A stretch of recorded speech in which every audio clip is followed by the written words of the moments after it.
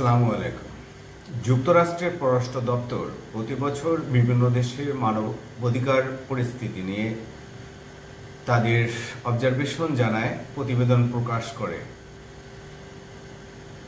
এবছরও গত বছরের মানবাধিকার পরিস্থিতি নিয়ে অর্থাৎ 2024 সালে মানবাধিকার পরিস্থিতি কোন দেশের কি অবস্থায় ছিল সেই প্রতিবেদন প্রকাশ করেছে যুক্তরাষ্ট্র পররাষ্ট্র দপ্তর। সেখানে বাংলাদেশেও রয়েছে সঙ্গত কারণে। 2024 সালে বাংলাদেশে যে রক্তক্ষয়ী সংঘর্ষ, মানুষের হত্যা এবং শিশু, বয়স্ক, নারী, অসংখ্য মানুষ খুন হয়েছে, নিহত হয়েছে, সেই সকল বিষয় যুক্তরাষ্ট্রের মানবাধিকার যে প্রতিবেদন সেটিতে উঠে এসেছে। পাশাপাশি আরও বেশ কিছু বিষয় উঠে এসেছে, সেই বিষয়গুলো নিয়ে আজকের আলোচনা। আপনারা জানেন যে 2024 সালের জানুয়ারি থেকে ডিসেম্বর পর্যন্ত এই 12 মাস অর্থাৎ 2024 সালটি বাংলাদেশের মানবাধিকার পরিস্থিতি কেমন ছিল সে বিষয়ে যুক্তরাষ্ট্র গত মঙ্গলবার পররাষ্ট্র দপ্তর তাদের প্রতিবেদন প্রকাশ করেছে এবং সেই প্রতিবেদনে অনেক অংশ জুড়ে বাংলাদেশের অবস্থান রয়েছে।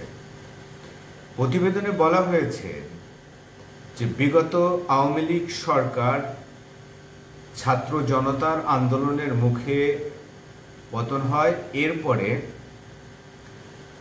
নোবেল বিজয়ী প্রফেসর ডক্টর মোহাম্মদ ইউনূস অন্তর্বর্তীকালীন সরকারের প্রধান উপদেষ্টা হন এবং তিনি এখন দেশ পরিচালনা করছেন।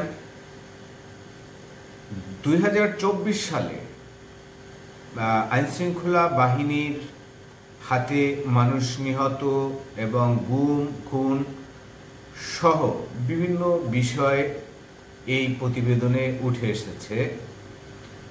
প্রতিবেদনে বলা হয়েছে যে বিগত সরকারের আমলে যারা খুন হয়েছিল, আইনশৃঙ্খলা বাহিনীর হাতে গুম হয়েছিল, তাদের বিষয় এই গুম এবং খুনের সঙ্গে যারা জড়িত তাদের তৎকালীন সরকার অর্থাৎ আওয়ামী লীগ সরকার কিছু প্রশাসনিক ব্যবস্থা নিয়েছিল, কিন্তু বর্তমান সরকার ক্ষমতায় আসার পরও এই গুম খুন কত মানুষ শিকার হয়েছে বিগত সরকারের আমলে এবং এতে কত মানুষ নিহত হয়েছে সেটি বের করার জন্য বর্তমান সরকার কোনো স্বাধীন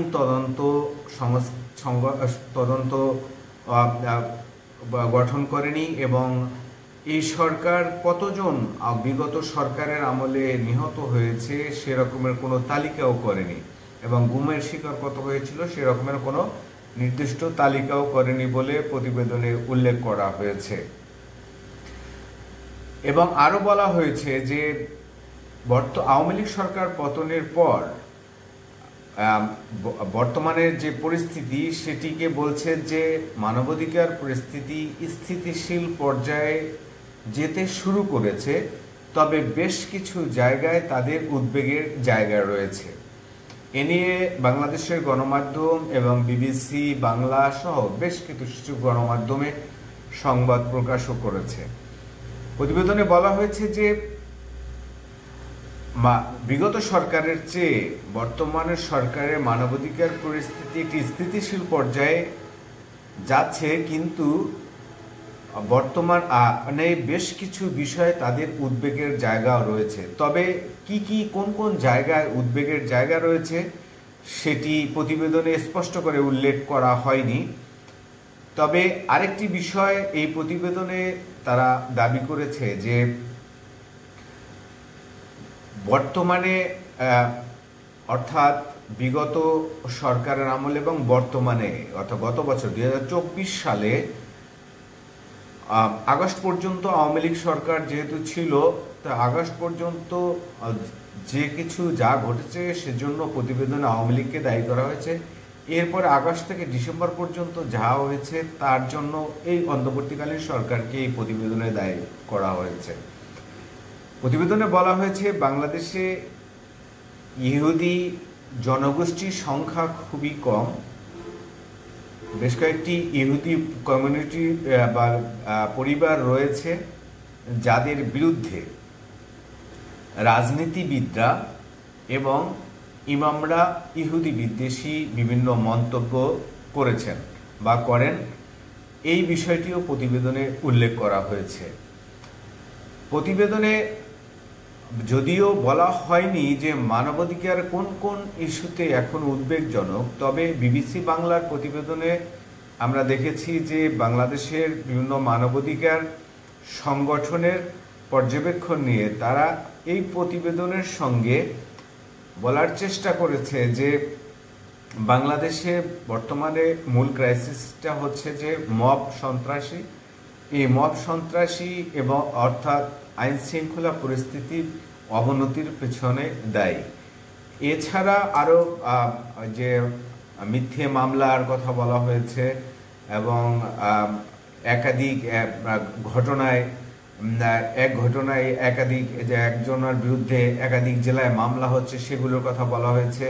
এছাড়া গণমাধ্যমের, আপনারা জানেন যে সরকার ক্ষমতা আসার পরে প্রায় 160 জন গণমাধ্যম কর্মীর অ্যাক্রিডিটেশন কার্ড বাতিল করা হয়েছে। এই বিষয়টিও এই প্রতিবেদনে উল্লেখ করা হয়েছে। প্রতিবেদনে অবশ্য বলা হয়েছে যারা আওয়ামী লীগ সরকার আমলে আওয়ামী লীগের হয়ে কাজ করেছিল এই সমস্ত সাংবাদিকদেরকেই অ্যাক্রিডিটেশন কার্ড বাতিল করা হয়েছে, কিন্তু বিষয়টি এই প্রতিবেদনে জায়গা পেয়েছে। তবে সবচেয়ে বড় বিষয়টি যেটি এসছে যে আমরা দেখলাম যে সব গণমাধ্যম এই বিষয়টিকে গুরুত্ব দিচ্ছে যে ইহুদি বিদ্বেষী বিভিন্ন রাজনৈতিক ব্যক্তিরা এবং ইমামরা ইহুদি বিদ্বেষী বক্তব্য দিচ্ছেন, কথা বলছেন, সেটি গুরুত্ব দিয়েছে এই প্রতিবেদনে। এখন বিষয়টি হচ্ছে যে এর কারণ হচ্ছে মূল যেটি হতে পারে সেটি হচ্ছে আপনারা জানেন যে ইসরায়েল এবং ফিলিস্তিনিতে যে যুদ্ধ হচ্ছে এবং ফিলিস্তিনের উপর ইসরায়েলের যে টানা প্রায় 2 বছরের মতো আগ্রাসন চলছে এবং নির্বিচারে মানুষ হত্যা, গণহত্যা, সেটি নিয়ে আসলে বাংলাদেশ বিভিন্ন সময় প্রতিবাদ করে এসছে এবং বাংলাদেশ চাচ্ছে মধ্যপ্রাচ্যে ফিলিস্তিনির একটি শান্তিপূর্ণ বাসস্থান নিশ্চিত হোক এবং রাষ্ট্র স্বীকৃতি পাক। সেই জায়গা থেকে হয়তোবা অনেক এই গত 1.5 বছরে অনেক সভা সমাবেশ হয়েছে, সেখানে ইহুদি নিয়ে কথা আসতে পারে বা কথা হয়েছেও।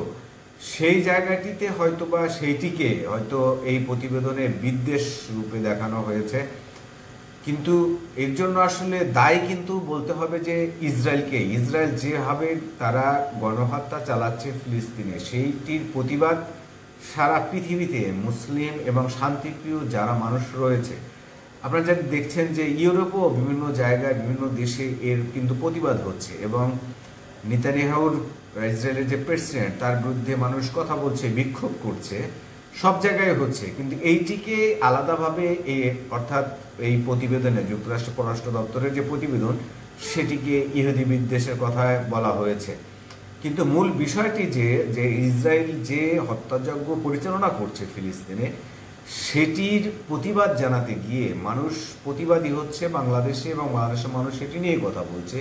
তো সেই জায়গাটিতে সেটিকে ইহুদি বিদ্বেষ বলে এই প্রতিবেদনে উল্লেখ করা হয়েছে, কিন্তু এটি ব্যাখ্যা করা হয় না যে কোন পরিস্থিতিতে বাংলাদেশের মানুষ ইহুদির বিরুদ্ধে কথা বলছে। আজকের এই পর্যন্ত, সবাই ভালো থাকুন, আল্লাহ হাফেজ।